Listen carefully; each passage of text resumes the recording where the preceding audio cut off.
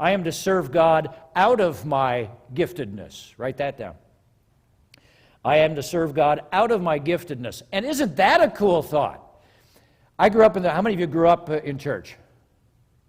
A lot of you?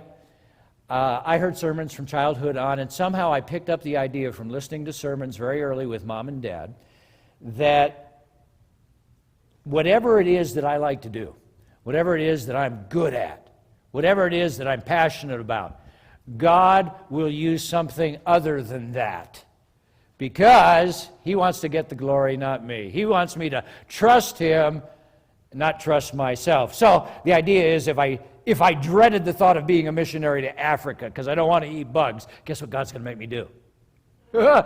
So as a kid, I got in the habit of not saying things out loud that I didn't want to do for fear that God would hear me and jump in and go, aha!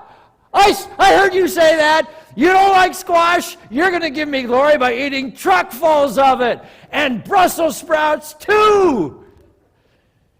What? And you hate winter? Guess what? I'm going to send you to Iceland. And you took years of guitar lessons. I'm not going to let you serve me with guitar. I want you to learn how to play the clarinet. And you're a writer? You're not going to serve me with writing. I want you to become an accountant. Ha! How many of you had that thought in some shape, manner, or form? Isn't that? But what's Peter saying? I am to serve God out of my giftedness. You who have been given a gift by God, use it, he says. The idea that missionaries were people that God had actually given missionary passions to. They were people who actually loved going to other cultures and loved travel and loved adventure and found picking up languages an easy thing. And all the missionaries I've met in my life love being missionaries. That's the idea here. That's what Peter is saying. So all those years that I took guitar lessons, they're not wasted. God wants to use that silly instrument.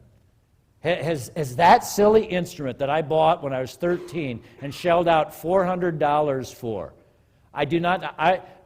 the 50-some-year-old Barry wants to go back to the 13-year-old Barry and just thank him for buying that instrument. To this day, I don't know why I did it. That's a lot of papers I delivered to buy that. But God wants to use it. Has that thing been a blessing to you guys? If you could go back in time, will you thank 13-year-old Bear for me?